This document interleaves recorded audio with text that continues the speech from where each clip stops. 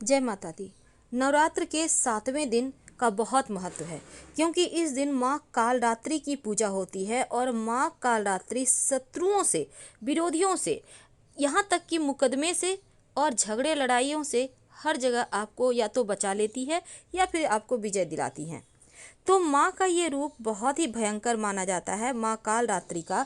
लेकिन शत्रु विरोधियों को नियंत्रित करने के लिए माँ कालरात्रि की उपासना करना अत्यंत शुभ माना जाता है। माँ की उपासना से भय से मुक्ति मिलती है, दुर्घटना से बचाव होता है, रोगों का नाश होता है और माँ हमेशा ही भक्तों का कल्याण करती है, इसीलिए इन्हें शुभंकरी भी कहते हैं।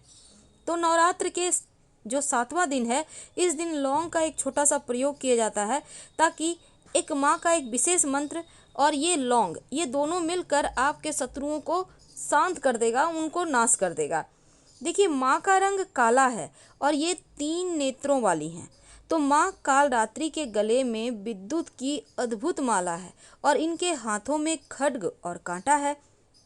इनका वाहन गधा है और भक्तों का हमेशा माँ कल्याण करती हैं, इसीलिए इन्हें शुभंकरी कहते हैं। लेकिन माँ कालरात्रि की उपासना से शत्रु विरोधी नियंत्रित तो होते हैं, साथ ही इनकी पूजा करने से तमाम तरह के बीमारियों का भी नाश होता है और इनकी उपासना करने से नकारात्मक ऊर्जा का असर नहीं होता। और ज्योतिष में शनि नामक ग्रह को नियंत्रित करने के लिए माँ की पूजा जरूर करनी चाहिए, क्योंकि जो व्यक्ति माँ के पूजा में थोड़ा सा भी मन लगा ले तो सप्तमी के दिन आपका शनि साढ़े साती है, ढैया है या किसी भी तरह का कुंडली में कोई परेशानी है, वो शांत हो जाएगा। माँ की पूजा अभी तक आपने कर लिया होगा, लेकिन माँ की पूजा प्रदोष काल में होती है। प्रदोष काल यानी शाम के समय माँ के सामने एक घी का दिया जलाएं, जैसे आप स्नान वगैरह करके सामने दिया बाती तो करते होंगे, और माँ को लाल पुष्प अर्पित करें। माँ को गुड़ का भोग लगाइएगा और माँ के मंत्रों का जप करें या फिर दुर्गा सप्तशती का पाठ करें, ये आपकी इच्छा पर है। तो गुड़ जो भोग लगाएंगे, आधा आप लोग खुद खाइए और आधा किसी ब्राह्मण को दान दे दे। इतना तो हमने आपको पहले भी बताया, लेकिन अब एक खास प्रयोग जो आपके जीवन की हर समस्याओं से आपको निकालेगा। देखिए, माँ कालरात्रि जो है ना, माँ दुर्गा का रौद्र रूप है और माँ कालरात्रि के नाम का अर्थ है काल यानी समय और रात्रि का मतलब होता है रात। पुराणों के अनुसार माँ पार्वती ने शुंभ और निशुंभ असुरों को मारने के लिए माता को स्वर्ण अवतार दिया था और उसी दिन से माँ के इस स्वरूप को कालरात्रि के नाम से जाने लगा और इन्हें शक्ति का एक और रूप देवी काली के नाम से भी जाना जाता है। तो वो लौंग का प्रयोग कौन सा है जो जीवन की हर मुश्किलों से आपको बाहर निकालेगा, हर कठिनाइयों से रक्षा करेगा? पहला तो आप 27 लौंग ले लें, 27 यानी 27। अब सभी लौंग बिल्कुल साबुत और सभी लौंग फूल वाले लौंग होने चाहिए, टूटा फूटा हुआ मत लीजिए। और लाल धागा, जो लाल मौली धागा होता है, उसको ले लें। अब एक एक करके हर लौंग को बांधते जाइए धागा के सहारे और इसको 27 लौंग को बांधकर एक माला बना ले, लौंग की माला। अब माता रानी को आप पहना दें। अगर आप लड़की हैं, महिला हैं, तो माँ को पहना दीजिए और अगर आप पुरुष हैं तो माँ के चरणों में रख दीजिए। शत्रु विरोधी शांत हो जाएंगे, आपकी जीवन की मुश्किलें शांत हो जाएगी, समाप्त हो जाएगी और कोई चाहकर भी आपका बाल विवाह का नहीं कर पाएगा। तो शत्रुओं से रक्षा होने के लिए ये अमोघ उपाय है। लेकिन जो आप माँ की पूजा करेंगे महासप्तमी, महाअष्टमी, महानवमी के दिन, तो 2 लौंग आप माँ को जरूर भेंट करें। आप चाहें तो पान के पत्ते पर रखकर भी भेंट कर सकते हैं, नहीं तो सिर्फ 2 लौंग आप माँ को अर्पित किया करें। अब जैसे सप्तमी तिथि को आपने अर्पित किया तो अष्टमी को उठाइए और अष्टमी को अर्पित किया तो नवमी को उठाइए और ये लौंग उठाकर प्रसाद के रूप में ग्रहण कीजिए। तो आपकी चारों दिशाओं में विजय होगी। जिस भी कार्य के लिए आप जाएंगे वो कार्य आपका सफल होगा। तो लौंग के प्रयोग से बहुत सारे मुश्किल चीज़ों को समाप्त किया जाता है।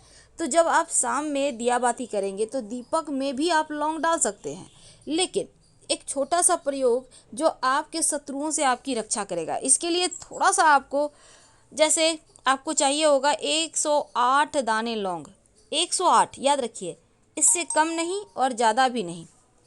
तो 108 दाने जो लौंग हैं इसको आप अच्छे से चुनकर साइड में रख लें, बिल्कुल साबुत हो। देख लें 108 है ना, अच्छे से गिनती कर लें। अब आपको माँ के सामने जब आप पूजा करने बैठेंगे तब वहाँ पर माँ के सामने बैठ जाइए और फिर एक मंत्र बोलना है। एक लौंग हाथ में उठाइए और मंत्र बोलिए। आपको ये लौंग अपने घर के पूजा स्थान में ही माँ के सामने करना होगा ये प्रयोग। और आप माँ के सामने आप चाहें तो एक पात्र रख दें या कोई भी चीज़, कपड़ा वगैरह भी रख सकते हैं, उस पर आप उठा लीजिएगा। अब माँ के सामने इस लौंग को, कपड़ा को रखिए और एक लौंग अपनी हाथ में उठाइए और बोलिए ओम ऐं ह्रीं क्लीं चामुंडाय विच्चे ओम। तो ये मंत्र आपको बोल के एक लौंग माँ के चरणों में, जहाँ पर आपने रखा है वस्त्र बिछाकर, वहाँ पे डाल दें। फिर उठाइए एक लौंग और फिर बोलिए ओम ऐं ह्रीं क्लीं चामुंडाय विच्चे और फिर रख दें। फिर उठाइए लौंग और लौंग जो उठाएंगे अपने मिडिल फिंगर, रिंग फिंगर और आपका जो थंब है, अंगूठा, यानी आपका हाथ का अंगूठा, मध्यमा उंगली और जो अनामिका उंगली है, ये तीनों उंगली के सहारे एक एक करके आप लौंग रखते जाइएगा और मंत्र हर बार बोलना है। एक लौंग उठाएं और एक बार मंत्र बोले ओम ऐं ह्रीं क्लीं चामुंडाय विच्चे और लौंग वहाँ पे रख दें। इस तरह से 108 बार आपको मंत्र बोलना है और लौंग को रख देना है माँ के सामने। शाम में ये करेंगे आप। और रात में, जब रात यानी कि 11 से 1 के बीच का जो वक्त होगा, तो उस समय आपको एक छोटा सा काम करना है। क्या करेंगे, ये जो लौंग आप चाहें तो शाम में भी कर सकते हैं, माँ को अर्पित किया। अब माँ को अर्पित करने के बाद अगर आप घर में रोज यज्ञ करते हैं, शाम के समय हवन करते हैं, तो आप उसी हवन की आग में इस लौंग को, 108 लौंग को डाल दें और माँ से प्रार्थना करें आपके शत्रु शांत हो जाएं, किसी भी तरह का रोग चोट ऋण कर्जा जैसी परेशानी ना हो। तो माँ काल रात्रि हर कठिनाइयों से रक्षा करती है। तो आपके जीवन में जो भी परेशानी है, अब माँ को बोलकर आप उसमें लौंग, सारा का सारा लौंग उस अग्नि में डाल दें। अगर मान लेते हैं आप यज्ञ नहीं कर रहे, घर में, आपके घर के आसपास कहीं मंदिर में हो रहा, तो वहाँ भी डाल सकते हैं। अगर वहाँ नहीं आप जा पा रहे, तब ऐसे में जो गोबर के उपले और कंडे होते हैं ना, गाय के गोबर के, उसको जला लीजिए और उसमें डाल दीजिए। अब उसको भी आप नहीं कर पा रहे, तब आप ऐसे में कपूर के सहारे या फिर आप जो रुई की फूलबाती बनाते हैं उसके सहारे जला लीजिए, क्योंकि लौंग में तेल होता है तो वो जल जाएगा। और जब वो जल जाए तो सारा राख को इकट्ठा कर लें और ले जाकर कहीं पवित्र नदी सरोवर में आप इसको प्रवाहित कर दें। माँ की कृपा से लौंग जलते ही आपका शत्रु विरोधी शांत हो जाएगा और पूरे साल शत्रु नाश के लिए कोई उपाय भी नहीं करना पड़ेगा। वैसे इस दिन शनिदेव के निमित्त भी पूजा कर सकते हैं। फिलहाल